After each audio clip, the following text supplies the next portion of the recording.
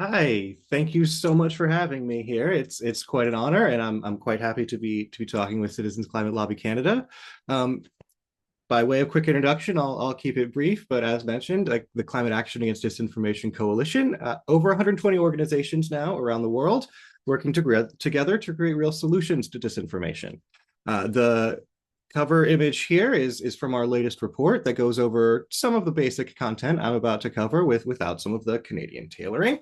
I've been working on this presentation for about the last year, and that's after about a decade and a half of working on climate communications and climate disinformation.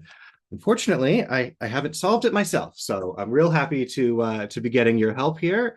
And if you're here, I can also, I think, safely assume that you don't think that climate change is a hoax. That doesn't mean you haven't been influenced by climate disinformation, because none of us are immune to propaganda. It just might not work the way you think. So, don't believe me? Well, pop quiz time, hot shots. Here are some questions on climate that I'll read through, and you can offer your best guess reaction either in the chat if you want to be sort of held accountable by everyone, or just jot it on a piece of paper on your desk. With the idea being that the difference between whatever you say and what the reality might be, maybe it's not you're wrong, maybe that's the impact of disinformation. So, first, just have you ever heard that carrots will improve your night vision? Is that something your parents might have told you? Like, hey, eat those carrots, that vitamin A is good for your eyes? Hmm. I don't know. We'll see. Now, so about climate in particular, what percent of people on Earth do you think want more climate action from their leaders? Obviously, all of us do, but what about the larger public around the world? Do you think we're a quarter of us want more? Do you think it's as much as 40% or even a half? Do you think we're a majority? Now, what about Canada in particular? What about what percentage of Canadians do you think support more wind and solar near you? And then who's willing to put their money where their mouth is? Sure, we would probably be willing to give 1% of our monthly income to fight climate change. But what about people around the world? What do you think they would give? How many people around the world do you think would give 1% of their income to fight climate change? Now, if you know it because you've seen it recently, congratulations, you're well on top of things. Otherwise, we'll find out the answers through the presentation. So, first, what are the terms I'm using when I'm talking about propaganda, for example? Any political message that gets repeated, really. Classic connotation is the sinister Cold War era Russian propaganda, but give me any sort of political slogan like, yes, we can, to World War II campaigns where the British government had a whole surplus of carrots because they encouraged people to grow victory gardens. And then they had to encourage people to eat those carrots, and we're like, oh, well, you're dealing with the blackouts of the London bombing, so maybe we'll tell them carrots are better for your night vision. And then the Department of Defense, War, etc., there in the UK jumped onto that to hide that their jets had, or their fighter planes had radar. They doubled down and made it a war thing as well, of saying that, like, no, our fighter jets or our fighter planes are so good, our pilots just eat lots of carrots so they can see those German bombers in the dark. Now, this is just to say none of us were around for that, I don't think, but a lot of us heard it from our parents. And I can use this example around the world because England's government propaganda really spread. So a lot of us have heard that, or other similar campaigns like keep calm and carry on. So that's just sort of a monument to the power of repeated propaganda. Then there's misinformation, and that's just being wrong. There's one objective reality. We all have to share it with one another, but there's sort of an infinite number of ways to be wrong about it, and that's okay. People are allowed to be wrong. There's no law against that. Disinformation, however, is wrong on purpose for money, which is commercial speech, and in most places, false advertising is actually illegal. Climate disinformation, then, is wrong about climate change on purpose for money. Pretty straightforward. Information integrity, then, is basically the opposite of all these things. It's the umbrella term for addressing disinformation and upholding the scientific consensus that the UN and others in this space have been using to talk about these issues in a proactive way. Information integrity encompasses things like looking for multiple lines of evidence to see if they agree, or the consensus of scientists and peer-reviewed and citing your sources, things like that. Again, pretty straightforward, at least according to me, a humble working man with a lowly master's degree. Ask a PhD, though, and you'll get something decidedly more complicated. Here are key graphics from two studies on climate disinformation narratives. One here that used machine learning to break climate disinformation down into 5 main claims with dozens of sub and then sub claims under that. And the other circle here, the discourses of delay that have become more popular as the industry has had to obstruct climate policies and fight those instead of just denying the science. So then they recently updated the Square AI-driven study to include the discourses of delay and recently released this wonderful graphic, which is more or less the bullshit bullseye. These are all the different ways you can be wrong on purpose about climate change. So it's not just about lying about fossil fuels causing it, but also about how bad it will be, or saying the solutions will be worse, or just attacking activists or scientists, really anything you can make up because they're lying. So all their options are open.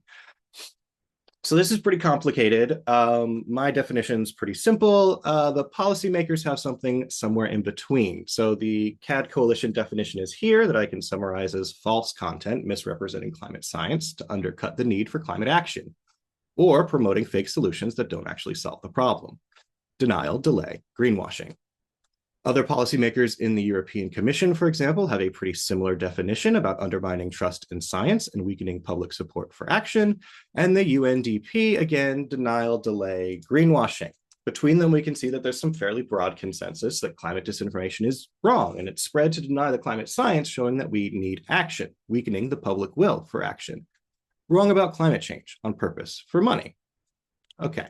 Definitions are done, time for the fun stuff, because disinformation doesn't just make you think climate change is a hoax, because you don't. But how many people around the world do you think want climate action? Survey published in Nature Climate Change in 2024 found that 89% of the global public want more climate action. 89%. Only 11 were like, nah, we're good. We'll die in a fire or flood, right? So 89% of the global public want climate action, and Canada is no exception, with roughly 7 in 10 supporting more wind and solar power, for example, according to a recent ReClimate report. Looks like you might have gotten that one right in the chat a little bit, so congratulations, folks. But why does it feel like climate action is a battle between two evenly matched sides when one side has 70, 80, 90% of the people? In part because of partisan polarization, because of politics, when there's two choices. But how did climate change get polarized? Disinformation. So while many will take for granted the 2011 study showing that climate change denial is predominantly a phenomenon of conservative white men, prior to 2009, there was sufficient reason for conservative politicians in the US to at least appear willing to tackle climate change. For example, there was a 2009 ad in the New York Times calling for climate action at the Copenhagen Conference of Parties, calling on President Obama to do more on climate that included the signature, down there, the yellow, none other than Donald J. Trump. Yes, President pulled out of the Paris Agreement twice. Donald J. Trump. So what happened between him calling for more climate action and then him undoing climate action repeatedly over the years? Well, in part, what NATO calls a hack and leak attack happened, and it was used to poison and polarize climate politics. Because in the weeks before the Copenhagen COP in 2009, hackers obtained climate scientist emails, stashed them on a Russian server, uploaded them there, and then sent them around to climate denial bloggers, who of course misrepresented the emails and made false accusations, alleging the scientists were cooking the books when in fact they weren't.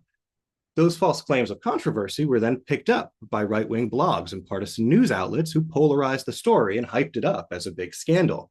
That conservative right-wing media-driven controversy was then picked up credulously by mainstream press, who just reported on scandal as a scandal and not seeing if there was actually, fire where there was smoke. They didn't do their due diligence to figure out the truth, and instead of a global breakthrough that year, the COP was sabotaged by a disinformation attack that then came to be known as ClimateGate. Now, 9 separate investigations all cleared the scientists of any of the charges of misconduct. But the disinformation had already done its damage and sown the partisanship. And in the aftermath of ClimateGate in the US, conservatives were reportedly largely convinced by the lies, in a pattern that has more or less been crystallized in the years since and spread around the world thanks to social media. ClimateGate was always a lie, but it was a useful one. It gave those right-wing news outlets a manufactured scandal that could then be used by petrostates hungry for reasons to block climate actions to torpedo the negotiations at COP.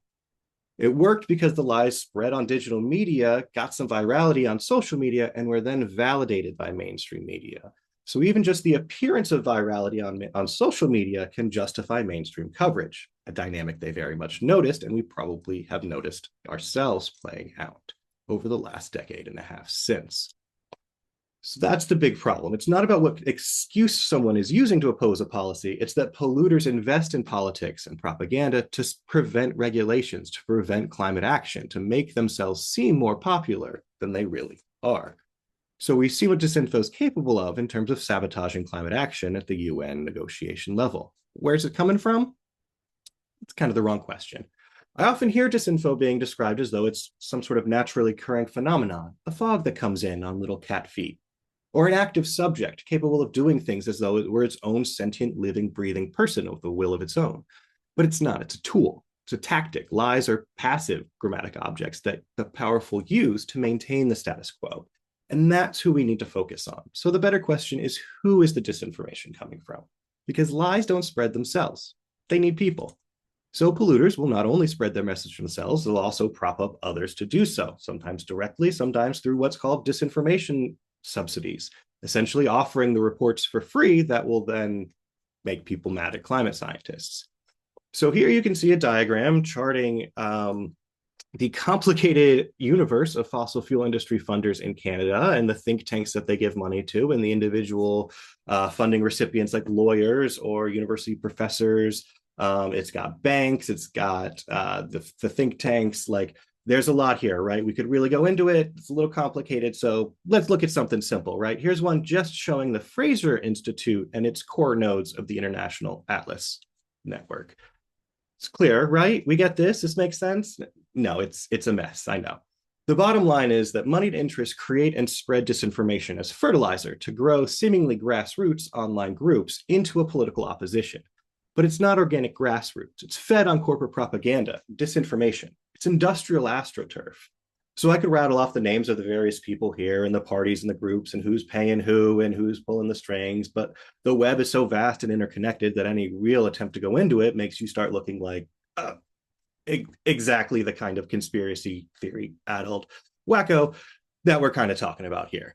So let's move on. Let's take a step back from the chaos of the internet for a moment, regain a little composure, because this story is actually a lot older than the online. Let's forget about social media and the internet, podcasts and bots, and harken back to the good old days of smoking inside and 2 or 3 martini lunches and Mad Men, the glamorous 20th century Madison Avenue advertising and public relations world. Fun fact, my climate change focused public relations nonprofit was actually based in an office on Madison Avenue, New York City. So I've never actually seen the show, but I have actually literally been a madman, a real one. Let me introduce you to a couple more. This is John Hill and Richard Darrow, co-founder and executive at Hill and Knowlton, a public relations firm that worked with big oil and then big tobacco and then big oil again in the mid-1900s, founding things like the Tobacco Institute to match the American Petroleum Institute's role as an industry attack dog and propagandist. For example, to deal with the smoke and fumes of their products, the American Petroleum Institute set up the Smoke and Fumes Committee in 1952, a very real name for their committee of executives from companies that would become Chevron and Exxon and Shell. And they started funding research into the industry's very real pollution and how they could deny those harms. Carried out much of this research not in its own name, because who would believe the industry, but instead through the Stanford Research Institute, originally part of Stanford University, because who wouldn't believe Stanford?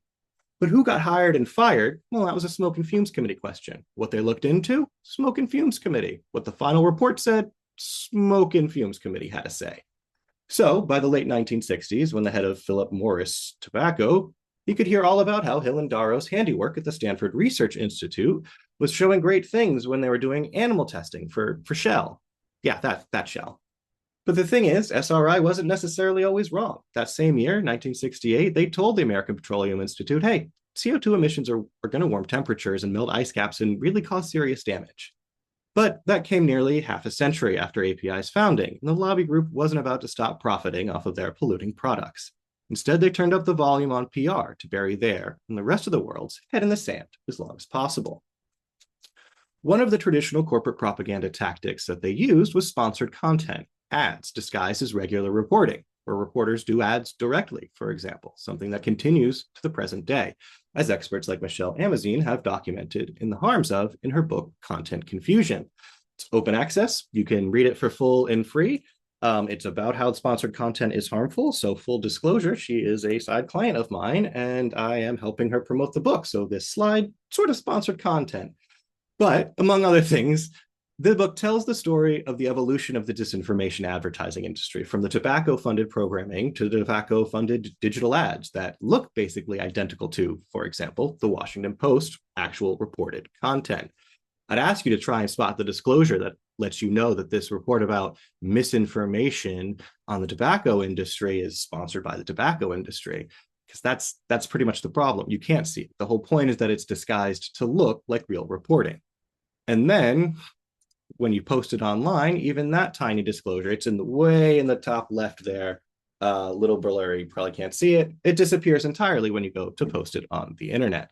Because of course, social media is more or less making all of these things worse. Because while real media has some transparency measures, anyone can pay for a website online. So the disinformation and propaganda, it bought both industries, tobacco and fossil fuels, a few more decades of pollution. But while they differed on what they sell, by the early 1990s, it became clear they had one very important thing in common that they also share with their friends in Big Ag, a little, literally, thing called PM 2.5, particulate matter of 2.5 micrometers or less. Science speak for tiny little specks of smog and smoke and ash. Because when you're burning anything, whether it's coal and oil or cigarettes or grasslands and forests for cattle or soy or in forest fires, you produce PM 2.5. It's the smoke, it's the ash. It gets all up in your lungs and causes problems from asthma to strokes to heart attacks and like cancer. I'm not a doctor, but it doesn't take a medical degree to understand that lungs are for air, not ash. And ultimately, the truth did win out thanks to studies like these. And in the US, smoking rates are down as there are restrictions on advertising for tobacco products and campaigns to keep kids from starting the addictive habit. And most importantly, regulations that prevent smoking inside and in public places to protect people from secondhand smoke with the PM 2.5. That's real bad for you.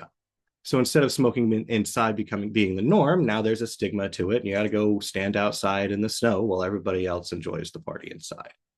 So around the turn of 21st century, tobacco burned out as they lost their big settlement lawsuit and they had to stop advertising. But all those PR people and all their lawyers, they still had a job to do. So they found a new industry.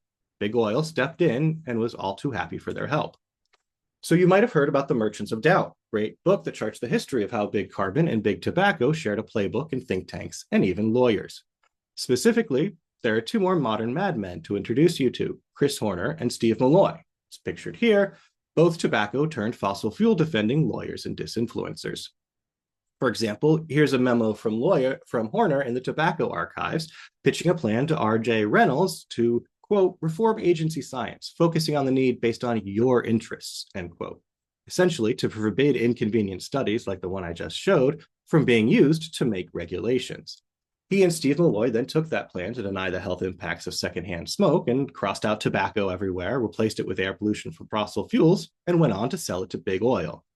That plan that Malloy came up with to protect the tobacco industry from regulations about secondhand smoke involved invoking and co-opting scientific ideals of transparency and reproducibility in order to play them off against patient protection laws that keep your medical data from being exposed in the process of these studies. It was a catch-22, basically, to censor the science.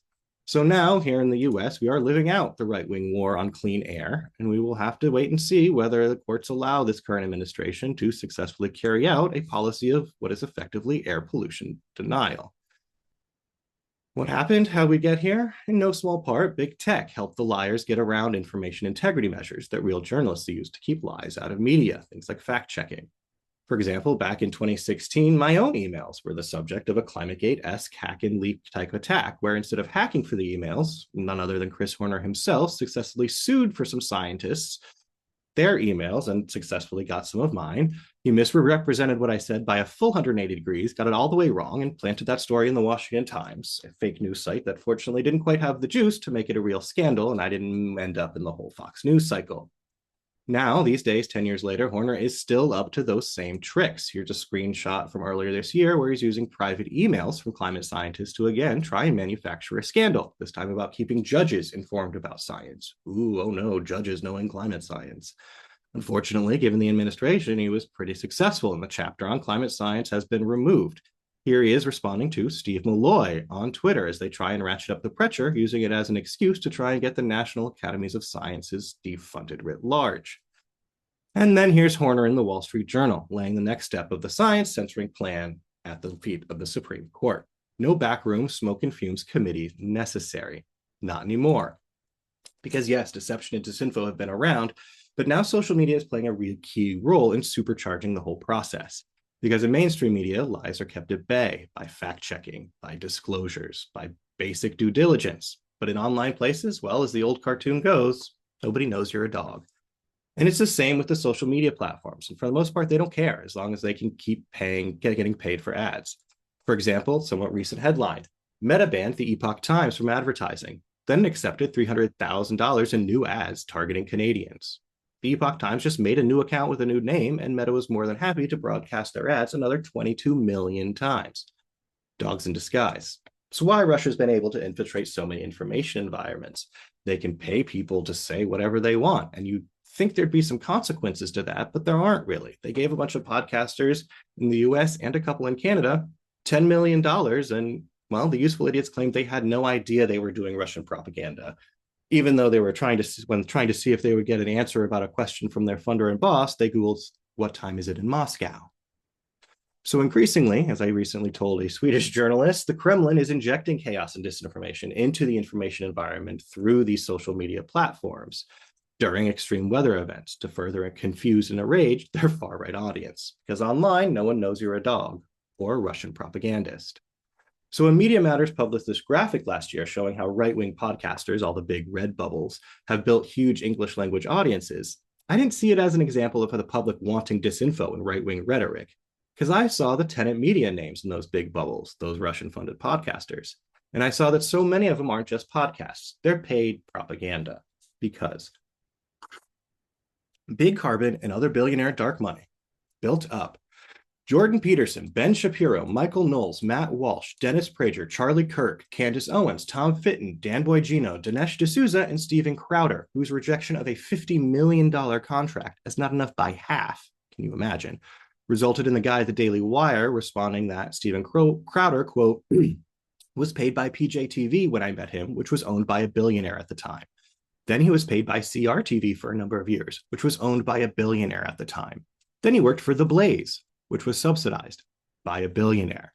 So that's 11 of the bubbles. Then there's Tucker Carlson, Piers Morgan, Megyn Kelly, and Glenn Beck, all beneficiaries of the Murdoch media. And then our lovely three, they claim, unwitting Russian propagandists there, Tim Pool, Benny Johnson, and Dave Rubin. So in total, at least 18 of those big red bubbles have had major financial and institutional backing to grow those bubbles. So this is what the image looked like to me, not of demand, but of supply, of the infrastructure to spread propaganda. And sure enough, ahead of COP31 last year, we looked at the claims these podcasters were making and found that a lot of them, nearly a third of the total 1,500 false claims, of those, the most of the new climate denial so far came from Ben Shapiro, whose Daily Wire was launched with at least $4.7 million in fossil fuel funds. So if you have $5 to $10 million to spend on propaganda and you can game social media platforms, you can build an audience. With that audience, thanks to social media, you can start to reshape reality. For example, in Canada, the industry is replicating that strategy, using biased media like the National Post and social media audiences, for example, on Facebook that have already been radicalized by American disinformation on these platforms. Similarly, they're doing the political game. Check out DSMOG for more great investigative reporting on the oily underbelly of some conservative Canadian politics. Though I also just found this story from last week about a certain someone's appeal to the, quote, 15 to 20% who think we should ignore the climate problem as being potentially driven by the reaction climate content now gets on certain platforms, X, bought by billionaires and turned into disinfo and hate machines. Because guess what? The addiction scientists that work to make cigarettes as addictive as possible aren't just all unemployed. They were hired by social media companies, which is why so many algorithms are now built to be so addictive. More engagement means more sales. More advertising revenue means the company makes more money. And nothing keeps people engaged like fiery false content. It's why one of the reasons I always advise people to stay away from any direct back and forth with disinfluencers online. That debate is exactly what they need to make people think there's still a debate when there's not. Because so much of interaction of the world is now through the internet, social media is shaping how we experience reality. For example, we used to see pretty stark differences between the far right accounts in the US and the climate deniers in the larger conservative community. What that looked like? Well, for example, here's what it looked like in Canada in 2024, showing the mainstream users all sort of mixed there in the middle, and the right wing over on its own bubble in blue on the fringe of the national political discourse. But that's what it used to look like in the US too. Now it was more like this, as the billionaire-backed anti-woke, anti-ESG campaign used all those disinfluencers, all those podcasters we just saw. They were used to very deliberately collapse the distinctions in the US between being a conservative and being a climate denier, so that now, computationally speaking, deniers are indistinguishable from general right-wing culture war influencers. The people who are using hate and rage bait and bullying to build an online audience. And obviously, that's a problem. Thanks to global nature of social media, it's a problem you're having to deal with as well. Because again, social media isn't real, but it shapes how we think about the real world. One study calls it a funhouse mirror factory. It exposes us to disinfo and content that we think is broadly representative of a lot of people's beliefs, but it's not. The Center for Countering Digital Hate once found just 10 publishers were behind 69% of Facebook's climate denial. That's right, nearly 70% of the climate denial on Facebook was from just 10 publishers. That dynamic, where just a few voices are amplified and feel like they represent a larger public, because, for example, like the Daily Wire, number 8 on that list, they're funded by fossil fuels, that distorts our image of public opinion, like a funhouse mirror warps our image of ourselves. And the industry knows this, and they're increasingly using influencers as advertisers with pandering posts aimed at women and Black people and the LGBTQ plus community, even as they're funding anti-trans organizations as part of the larger manufacturing of that culture wars backlash. Here in the US, we found that of 45 major anti-trans organizations, 80% had received some fossil fuel funding. 80% has received fossil fuel funding. That can't be a coincidence, because climate denial is unpopular, but being a bully online can build you an audience, which that funhouse mirror factory can turn into a political powerhouse. Because in reality, the conspiracists are in the vast minority. They're just 12%, but they believe themselves to be in the majority. 93% agree with them, they think. And when platforms like Twitter make decisions to amplify the idiots, well, it certainly works. On Shitter, Alex Jones, both literally and intellectually bankrupt, well, he got 408 million views for conspiracy content during the LA wildfires last year. More than 10 official news and 10 major government emergency response services got combined. Meanwhile, if you can afford to brainwash the public with money, well, then Google will be more than happy to take your money and serve up advertisements. Ahead of COP31, we found Big Oil boosted their Google ads by 2,900%. So if you have millions of dollars to functionally pay people for friends and followers, then the funhouse mirror factories of social media can help you create the illusion of popularity. But it's not real. Because overall, 69% of the global public is willing to give 1% of their monthly income to fight climate change. Pretty sizable majority of the world. But on average, we think only 43% of others are willing to pay. Definitely a minority. The graph here shows the individual country's actual, up here, and perceived percentages of willingness to give. All that red, then, is the impact of disinformation, the difference between how generous everyone is and how generous we think they are. Is that what you'd guessed? You got it right. Congratulations. If you're surprised by this, that's why we're here. Because that's the impact of disinformation. We think everyone else is much less willing to fight climate change because we're all exposed to the propaganda that we think everyone else is falling for. Disinformation makes all of us underestimate the popular support for climate action. So it's not that we need persuasion to convince the public to support climate action with us. They're already with us. It's not a debate. It's peer pressure. It's bullying. And it's been that way for decades. For example, here's a little clip from The Simpsons from a 1995 episode where Lisa becomes a vegetarian, and the school brings in a video from the meat industry, and it's a pitch perfect demonstration of how all this works. So, as a reward for paying attention this far, let's watch a little cartoon. I have a crazy friend who says it's wrong to eat meat. Is he crazy? No, just ignorant. You see, your crazy friend never heard of the food chain. Just ask this scientician. He'll tell you that in nature, one creature invariably eats another to survive.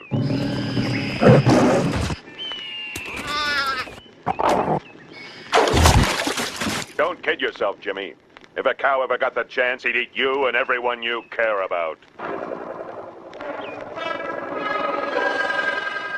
Mr. McClure, I was a grade A moron to ever question eating meat. Yes, you were, Jimmy. Yes, you were. You're hurting me. They can't seriously expect us to swallow that tripe. Now, as a special treat courtesy of our friends at the Meat Council, please help yourselves to this tripe. Stop it! Stop it! Don't you realize you've just been brainwashed by corporate propaganda? Apparently my crazy friend here hasn't heard of the food chain. Yeah, Lisa's a grade A moron. When I grow up, I'm going to Bovine University. So the propaganda video, the disinformation, it didn't make Lisa start eating meat again, but it gave the other kids, it gave other people the rhetoric to attack her while normalizing and excusing that behavior to discourage others from following her example or voicing their agreement.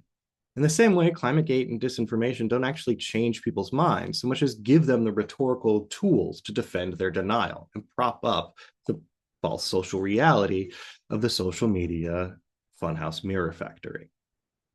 The opponents of climate action use disinformation to inflate their perceived popularity to sabotage efforts to pass policies protecting the public from their profit-generating pollution. So what can we do about it? Here's the fun stuff. Okay, first up, debunkings and inoculations. What are inoculations? In the literal sense, it's a vaccine that uses a weakened version of a virus as a learning experience for your immune system. In the information metaphor sense, it's warning people about disinformation before they hear it, so they won't be as susceptible to it when they do encounter it. Here's another quick cartoon clip from the 2005 episode of PBS's Arthur. Functions as a pretty basic inoculation against digital disinformation. You mean just lie? You really think someone would do that? Just go on the internet and tell lies? Yeah, that's pretty much it. People go on the internet and tell lies, so be on the lookout. That's the basic inoculation for digital disinformation. Now, it gets a little more complicated than that when we're going to have to deal with real things. So you can check out the debunking handbook for instructions for a recipe of the truth sandwich, where you pack disinformation between the reality that you need people to know about. You don't lead with the myth that you're debunking, but with the larger fact that frames the issue in a way that you want. Then you warn people that, hey, you might hear some funny myths. You might hear some wacky stuff from some weird people. Then you explain how and why it's wrong, usually because it's someone's job to be wrong. And then you close with that takeaway fact that you're reinforcing. You can consider disinformation like something glowing in green you find in a needle, in a syringe. You just wouldn't pick up an unknown syringe and be like, I wonder what this is. Let's find out, right? Like, and you also wouldn't just toss it to your buddy of like, this is weird and dangerous. Check it out. No, you'd want to use some safety gear, some lead-lined case, some gloves. You can think the same about disinformation. You have to pack it within the facts and reality so that people don't get exposed to it by accident. Now, this truth sandwich structure is broadly applicable to all sort of content, and I think is a perfect structure for letters to the editor, right? You state that first big fact, that's your headline, that's your first sentence, something like a price on carbon is popular among economists and the general public as the great tool for addressing climate change, right? Then you warn about a myth. But last week, readers were exposed to disinformation about a carbon price in some column, yada, yada. Then you explain where that myth came from, which is why the outlet did the readers a disservice, right? You conclude then with that big fact. You shouldn't do that. You shouldn't expose your audience to lies from the industry whose business depends on fossil fuels, reiterating that the vast majority of Canadians support wind and solar, and politicians should act on that support. So regardless of the medium, you want to make sure that those lies are safely sandwiched between the reality to make sure people don't just write off the whole thing as up for debate. So the debunking handbook is from the team behind Skeptical Science, a great website that started as an effort to debunk the most common climate lies. And so that grew into eventually their most used climate myths list here on their sidebar that you can click through. And they've got like 200 of the most common climate myths and obviously the rebuttals. And really one of the easiest and quickest ways to discredit an argument, particularly in something as short as a letter to the editor, is to just point out that, no, this argument has been debunked for like a decade. Here's the link from 10 years ago on Skeptical Science. Do your homework, right? You don't need to necessarily have the debate because that looks like it's a debate and it's not. People are wrong on purpose for money. So another tool to help explain those fallacies is the flick chart here, which lets you simply find which logical fallacies they're using to concoct that disinformation. Usually it's not a math puzzle. It's something like they're relying on fake experts, like the statistician in the Simpsons clip, right? The L is for logical fallacies, like a blowfish that takes a small impact and overinflates it to exaggerate it as a huge negative consequence of some policy. I is for the impossible expectations, like claiming any given policy won't itself fully solve warming. Like if you say a carbon tax is only going to reduce emissions or CO2 levels or the temperature by 0.003 degrees, right? Well, we know one policy isn't going to be 100%. That's an impossible expectation. For C, there's cherry picking, where you take one little thing, one little perhaps true thing to tell a bigger lie. And then finally, there's the explain it all way conspiracy theories at the end. So you don't actually have to engage necessarily with like the details and the substance when you can recognize these tricks, these logical fallacies, these illusions that they use to concoct the disinformation. On messaging, I always remind people it's really important that we push back on the xenophobic and transphobic and racist and otherwise bigoted and hateful rhetoric that climate disinfluencers use to grow their audiences in places where that's really rewarded. Right. So the race class narrative architecture from We Make the Future is a way to do that. It has been tested for American audiences. I think it's pretty clear how you can adapt it to other contexts. It's much like a truth sandwich, with the difference being that it is essentially that you talk about the sandwich is addressing how billionaires are using scapegoating to build their power. On tone, perhaps easier said than done, but humor is, I think, the secret weapon that we have to fight the disinformation machine. They have a lot of money, but they're not really funny. We can't match their ad spending, but we can make fun of it so that their ads backfire. And because everybody sees those ads, that goes a long way. Humorous content is also more appealing to audiences who aren't otherwise paying attention to the climate fight and provides something of an on-ramp that makes activism look fun and appealing instead of like a lost cause against impossible odds. So putting it all together, then here's a template for a debunking that you could use for letters to the editor, and you can go back to for reference. We will share the slides so that you can click through and read. When doing these letters to the editors, engaging with media, you got to remember people are mostly just reading the headline and first sentence or two. So that's really where you want to input that important fact and not where you would repeat the myth. Some outlets have very specific style conventions that you'll want to look into. The Wall Street Journal, for example, you have to reference the author and headline you're responding to in the first sentence. Other outlets have their own specific nuances. And in general, you tend to have about a week to respond to an event or story. Those smaller outlets might give you a little more leeway. So the basic template, the basic readout is that like somebody's lying about it because it's their job. It's wacky. Here's the reality is wind turbines don't kill whales, that kind of thing. And then concluding with the reassertion of reality. I will let you read through that at a later date. Now, unfortunately, the bad news, because there had to be some bad news, right? The bad news is that these sort of inoculations and fact checking and the truth sandwich, they're not necessarily going to solve disinformation. They're great for misinformation, but disinformation is different because people are doing it on purpose. Right?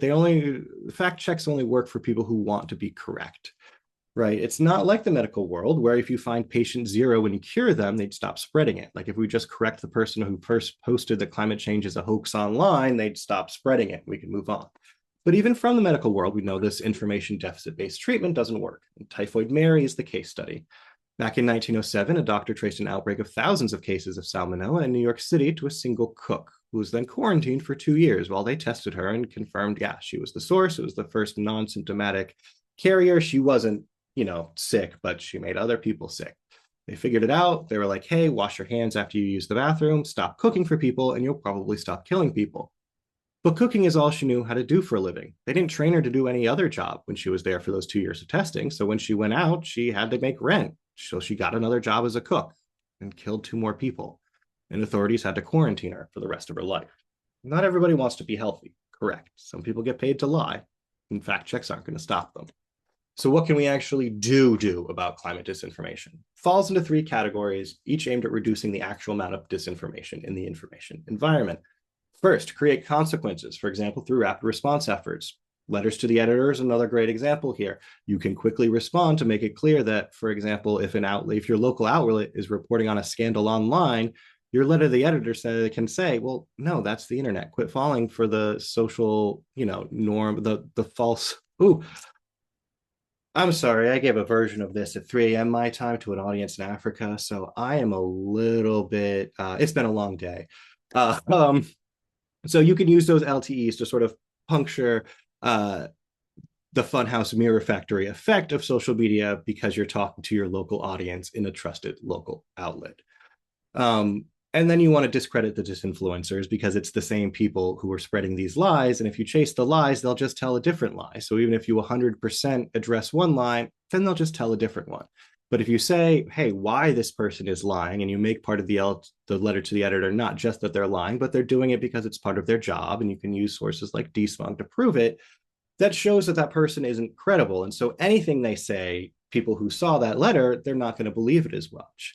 And then more importantly, hopefully the outlet feels a little bad about it and the reporter themselves stops citing that person.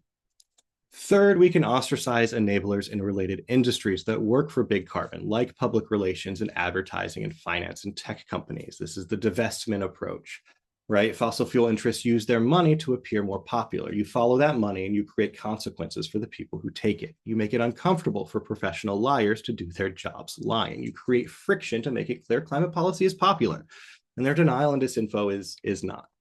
So, for example, maybe a letter to the editor about the advertisements in an outlet that's taking fossil fuel money. Or if you notice sponsored content, maybe you write a letter about how you don't appreciate it and calls out that harmful and deceptive practice.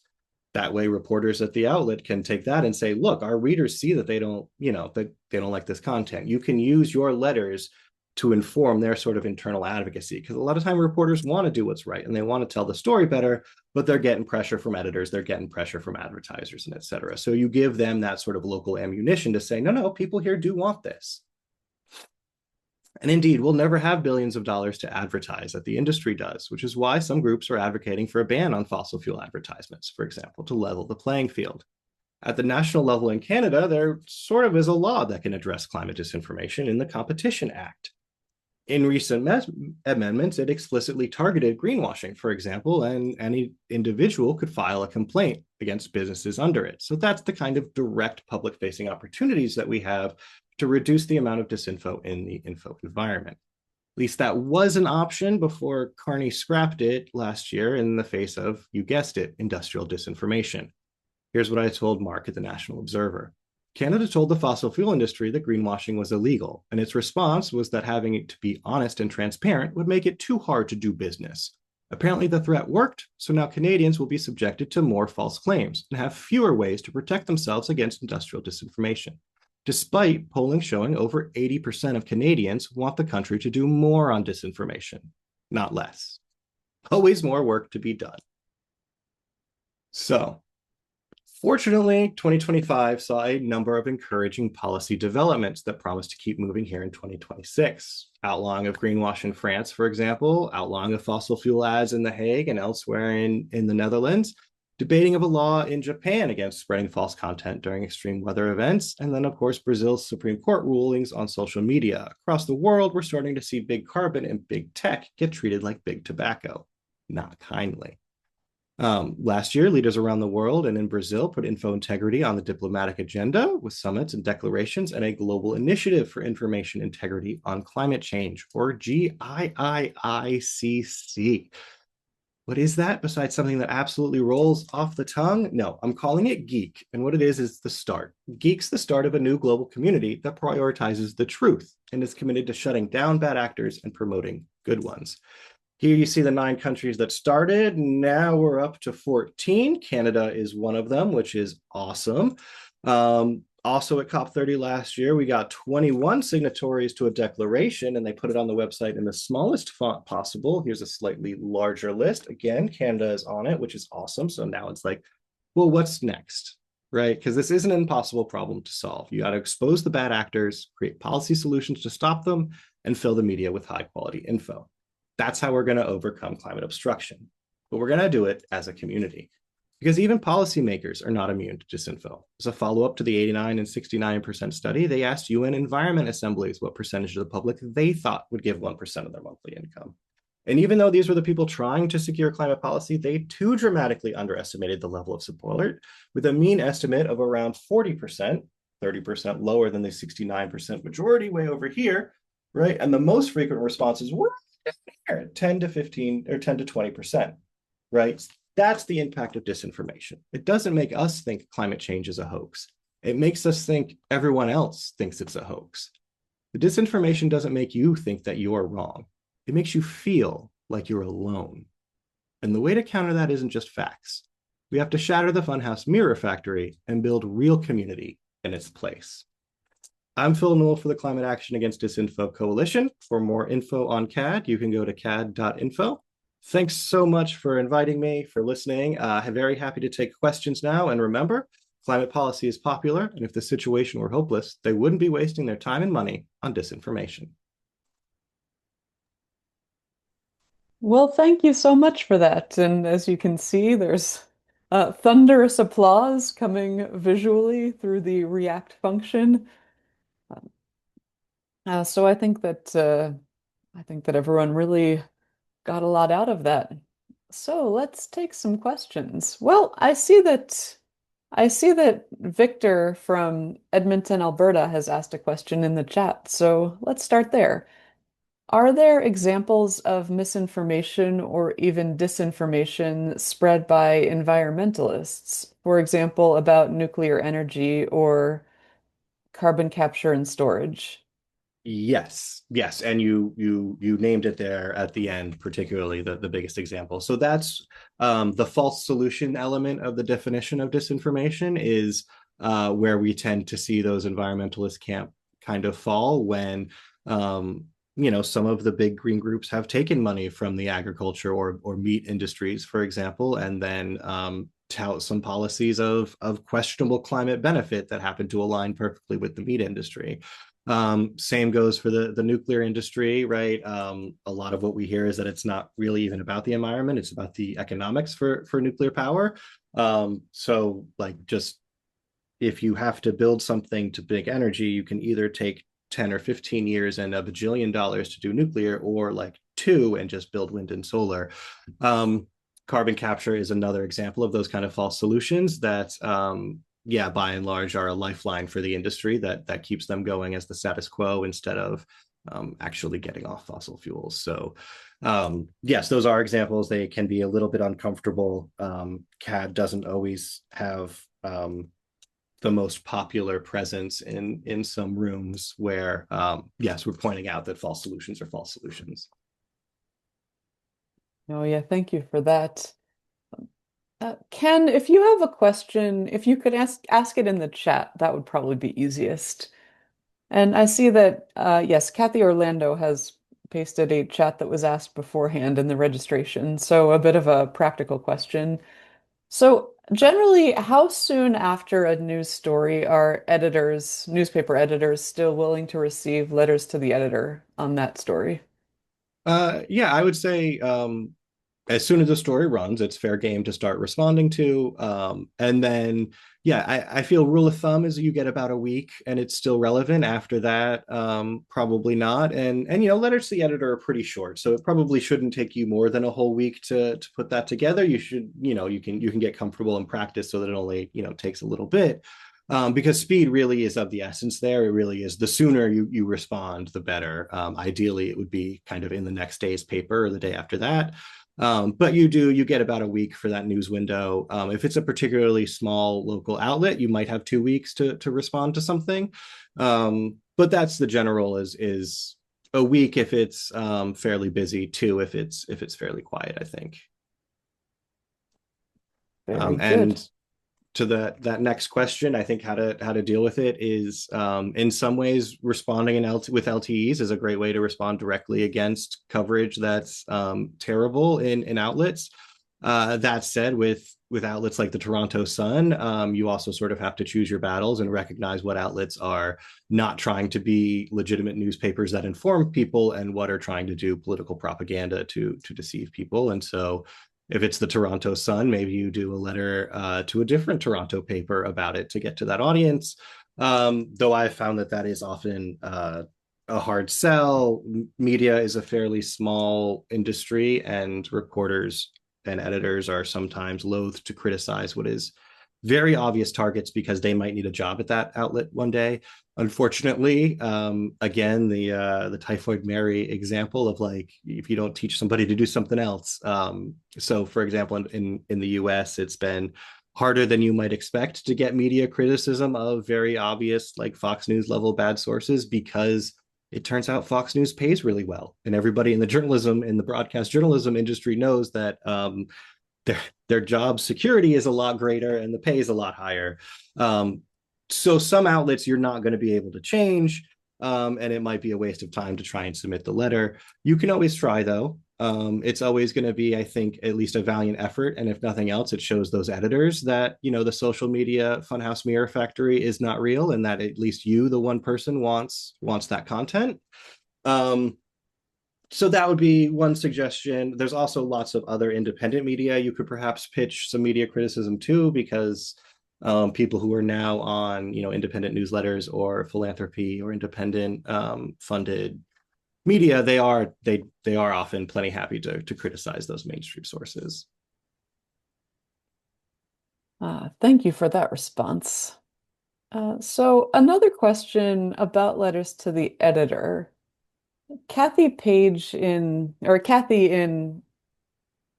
Calgary has asked, how many people read letters to the editor, and how much influence do letters to the editor have?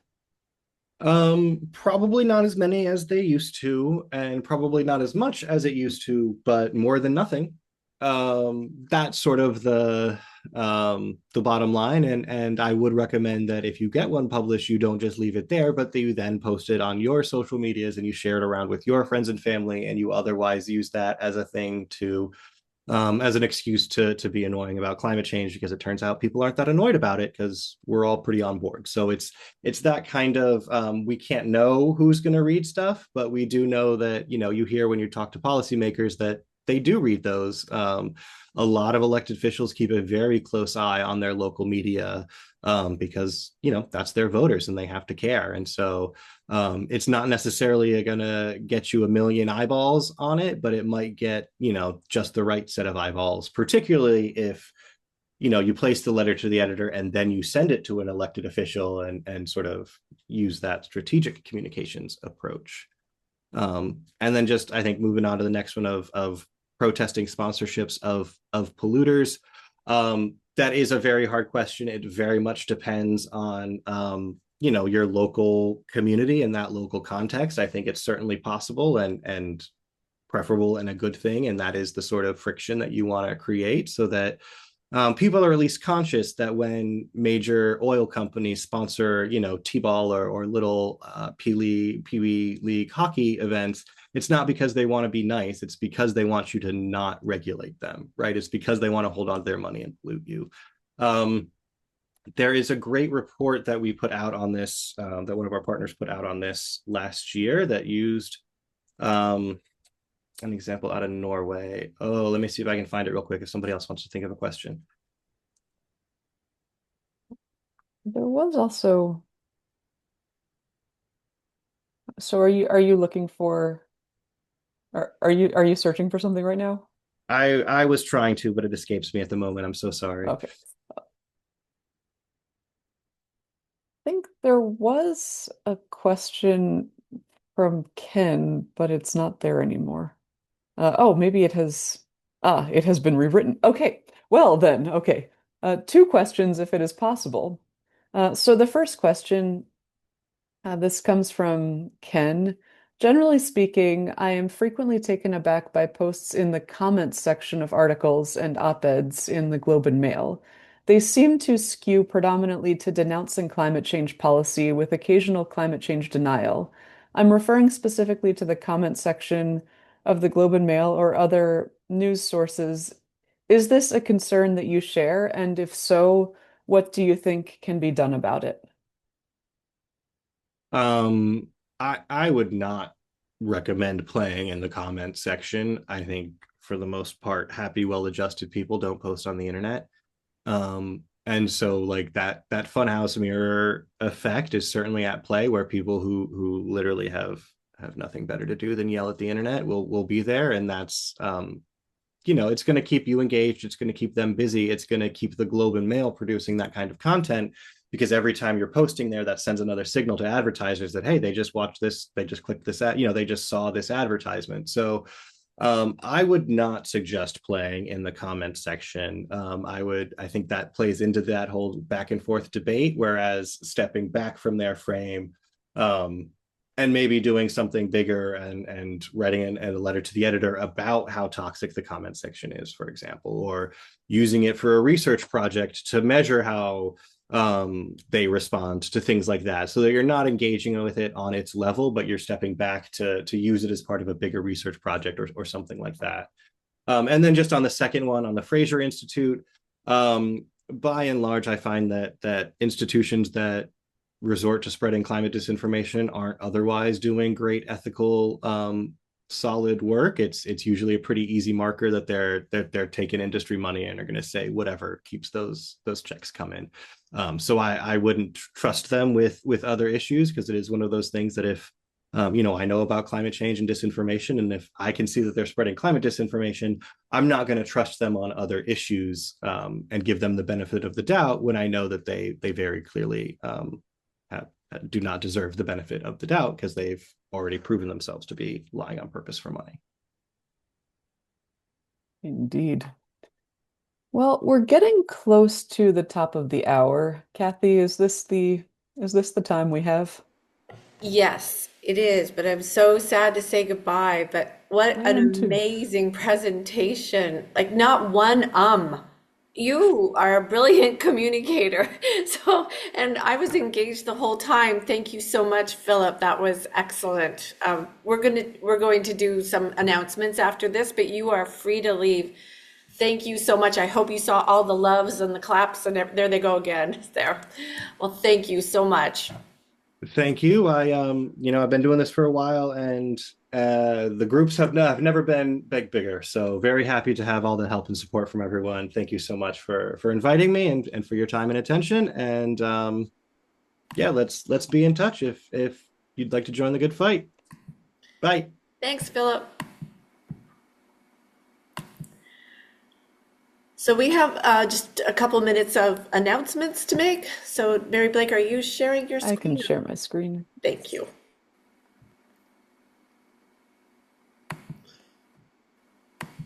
Okay, are we seeing a slide that says weekly events and save the date? Yes. Okay, well, if you're feeling empowered to write a letter to the editor and would like some company, or would like a few more pointers on how to start, or would like some ideas on pieces you can respond to, we host a Write to Ignite letter writing session every Wednesday evening at 6 p.m. Pacific time, 7 p.m. Mountain, 9 p.m. Eastern time. And it's a great opportunity to come if you've never written a letter before. There's a brilliant training designed by Mark Taylor that we can go through. Or if you have written many letters and just want a little bit of company, that's great too.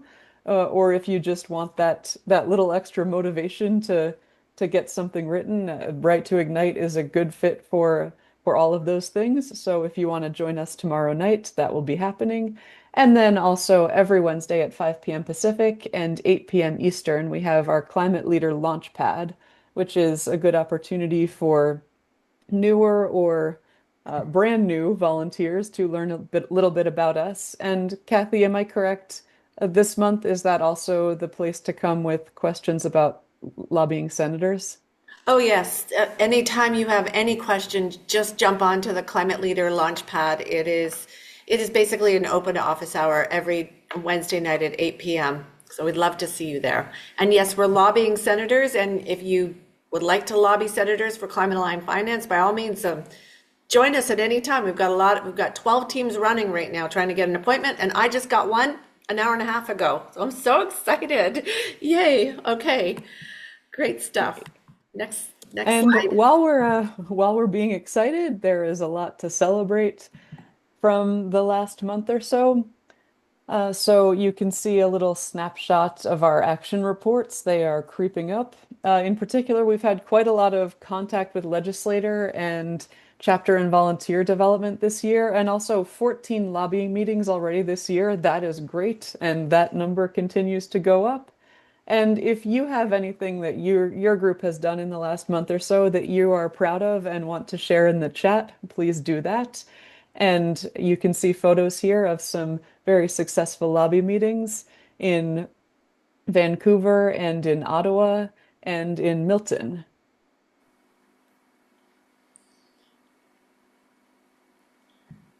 Okay, only once a year we fundraise, and this is the time we're in right now. It's from Valentine's to St. Patrick's Day.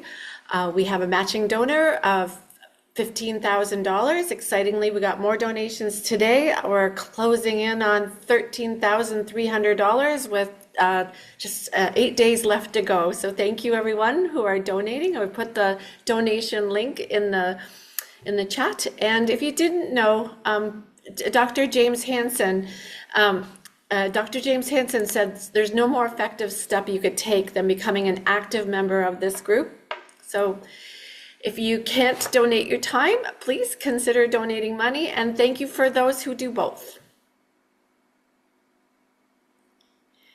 As well, this is a very interesting thing we're doing. If you belong to another civil society organization or another climate organization, whether it be a local one, a provincial one, or a territorial one, or another national one, Citizens Climate Lobby alongside Climate Reality Canada have set up an open letter urging Minister DeBruzen, the Minister of Environment, Climate Change and Nature, to attend the Santa Marta Conference, which is a conference which will take place at the end of April, the first of its kind, where a coalition of the willing will be meeting to start mapping a path forward to get the global economy off of fossil fuels. It's part of a long push that has been going on since COVID, when the Fossil Fuel Non-Proliferation Treaty was born, and then all sorts of organizations started pushing on this. It's called the Santa Marta Conference. We want Minister DeBruzen to go.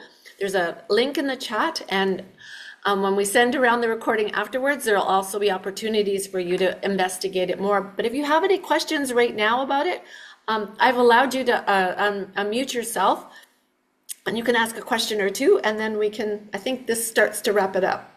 Am I correct? Yes. And look in the action sheets and in CCL community for motivational interviewing training with Vince Schutt. You'll be able to see it in there. And when we send out the recording, we will also send out the information for this as well. So any questions, comments, or anything you'd like to share that you've done recently with Citizens Climate Lobby Canada?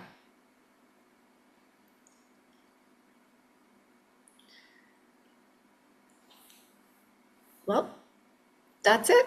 We can stop the recording. I'll stay on for a minute. Thank you for coming, everybody.